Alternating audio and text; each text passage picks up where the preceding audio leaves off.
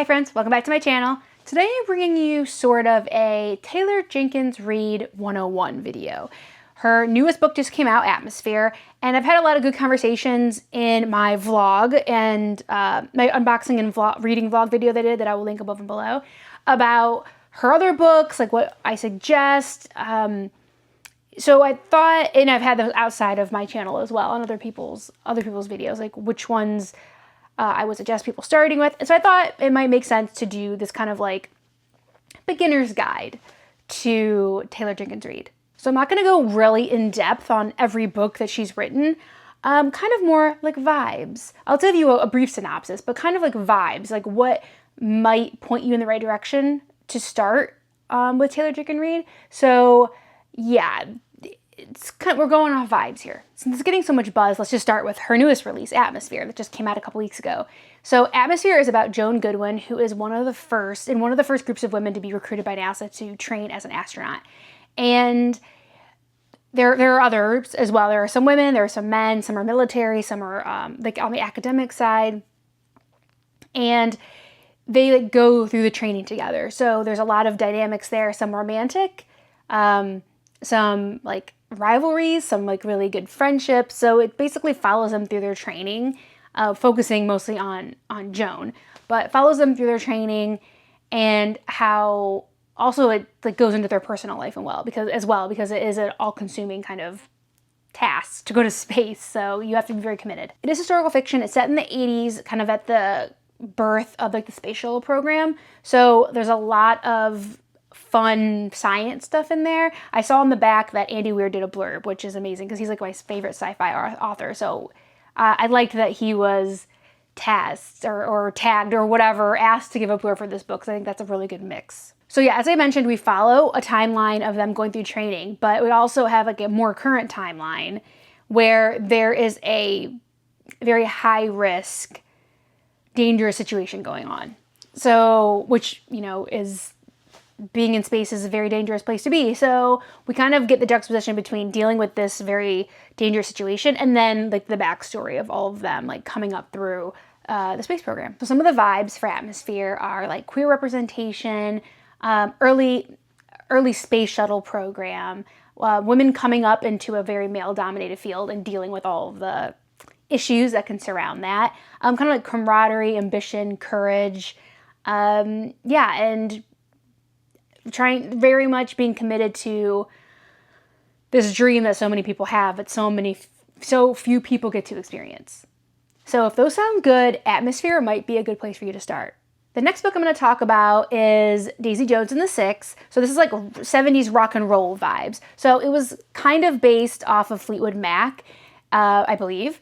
And it's basically told like in like interview style. So someone is interviewing the band long after their breakup and kind of trying to find out what happened. Like why did this like massive band that like shot to stardom just like break up like, with really no explanation. Think VH1, Behind the Music, if any of you are old enough to remember that. So as I said, it's sold in interview style, and this is like one of her books that I would actually highly recommend, if this sounds good to you, to read on audio or read along with audio, because there's a full cast of actors that play all the different members, and I just think it really lends itself to audio even better than in the book. And so I would definitely recommend either reading along with the audiobook or just choosing this as an audiobook. So the vibes for Daisy Jones and the Six are very like 70s music scene, like Fleetwood Mac vibes for sure. Like love triangles, tension, band tension, kind of like differing perspectives because like everybody has like their own version of the truth, every band member. And so kind of many varying perspectives on what went down within the band. Daisy Jones and the Six was also made into a TV show on Amazon. So if you read it and you like it, there's a TV show for you to watch. The next book I'm going to talk about is The Seven Husbands of Evelyn Hugo. Now this is like people are chomping at the bit for this to be made a movie. And yeah, I think it's been batted around a bit, but like this I think is really her masterpiece so far. But yeah, it's like old Hollywood vibes. If you've currently read the new release, The Great Big Beautiful Life, it has vibes similar to that. So, but I think this is a better story. But if you did like that Emily Henry novel, you will probably like Evelyn Hugo. So basically it's about a woman who is interviewing a old like a Hollywood socialite about her life. And it's a scandal-filled life, and she had 7 husbands. So basically going through her life story of like, you know, how she had so many marriages and like what happened. The vibes for Evelyn Hugo are like very much glamorous old Hollywood vibes, which is probably the biggest vibe, I would say, of this book, which makes it so readable and like immersive. Queer representation, sacrifice, love, and it is a sad one, so bring your tissues. The next book I'm going to talk about is Malibu Rising, and this is more of like, I would say of all of her books that I can think of, this is definitely her summer read, her beachy read. So Malibu Rising is about 4 siblings of a famous singer, and they all have this big summer bash every year in their Malibu home. I think it's one of the siblings' home, but to celebrate the end of summer. And they all have a lot of things going on interpersonally with each other and in their outside personal lives. And all of this stuff comes to a head at this end of summer party.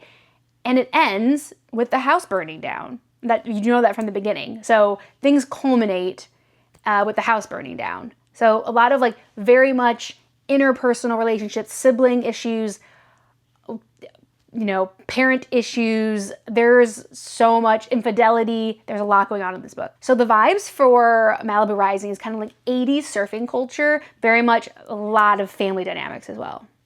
The next book is Carrie Soto is Back, and this is her sports book. This is kind of like her sports romance. It's much less about the romance and more about the sport, like her and her. I mean, it is okay. We can say that it's a love story between her and tennis.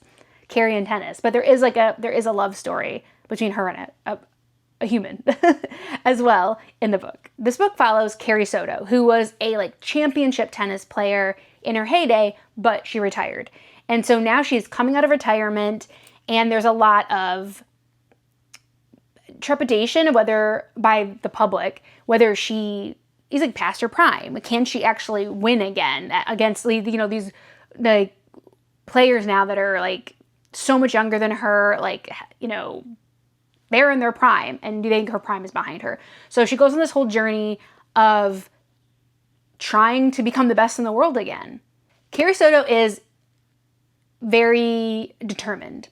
She is single-minded on her goal, and yeah, I think it's really a love story between Carrie Soto and tennis, because she like intensely loves it for sure. So the vibes of Carrie Soto is definitely tennis, like determination, legacy, and also family dynamics, because her dad is her coach. So there is a very interesting dynamic there with them. It's like, it's your father, but it's your coach too. So that's an interesting dynamic.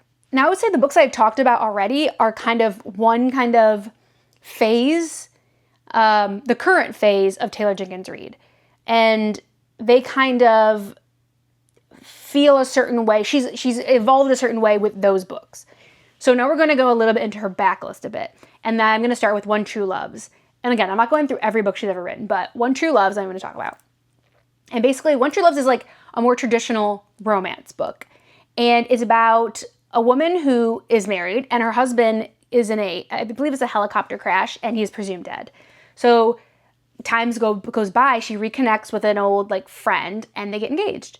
And all of a sudden, her husband has been found on an island, and he's survived this whole time. So now she has to choose between her husband, who is still alive, or this man that she is now engaged to. And she's changed a lot through her grief and dealing with losing her husband. So who does she belong with, and who is she really at all? So I would say the vibes for One True Loves is, there's definitely a love triangle. Like grief, introspection, self-reflection, change, and accepting like this metamorphosis that maybe you went through because of something bad that changed who you are, and like recognizing that.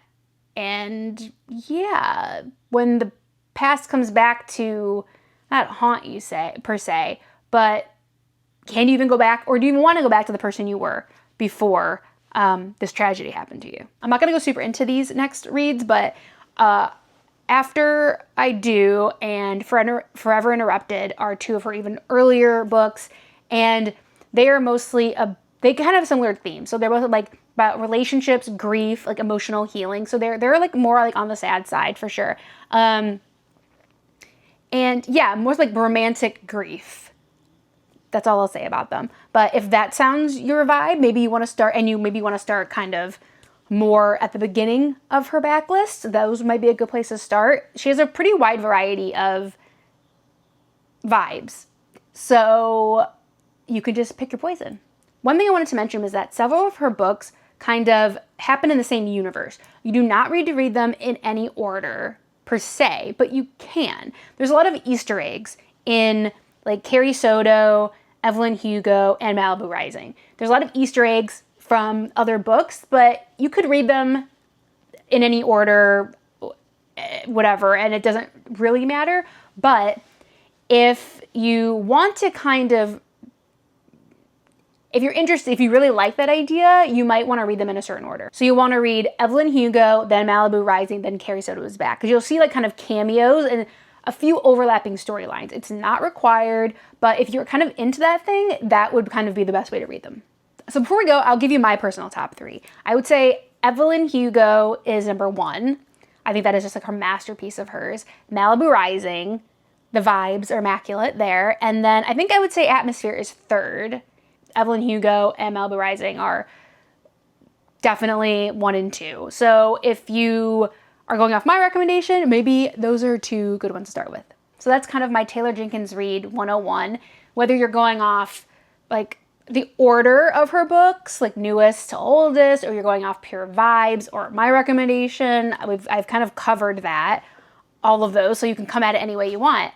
So yeah, I hope that it answered some questions. If you are interested in Taylor Jenkins Reid, you're just diving in and you kind of want a little bit of direction. I hope it was helpful. So yeah, please subscribe if you haven't already, and please stop into our reading and productivity sprints that we have about twice a week. It's really fun. You can get recommendations or just talk about whatever. We're down for anything in there. And I'll see you guys next time. Bye. I'm alone, end of the night.